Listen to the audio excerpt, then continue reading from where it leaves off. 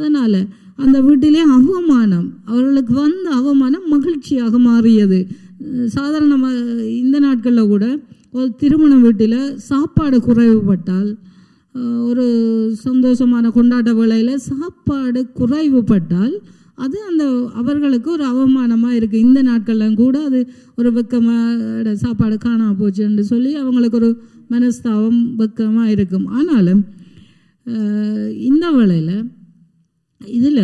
இதில் நாங்கள் பார்ப்போமா இருந்தால் அவர்கள் அந்த வைன் இல்லையண்டு திராட்சை ரசம் குறைவுபட்டதுன்னு சொல்லி அவங்க அவமானப்பட்டு வெக்கப்பட்ட வேளையில் ஆண்டவர் அதிசயமாக அற்புதமாக அந்த வைனை விட மிகவும் ருசி உள்ள ஒரு வைனை உடனடியாக ஆண்டவர் அந்த தன்னுடைய வார்த்தையினால் அதை கொடுத்தார்.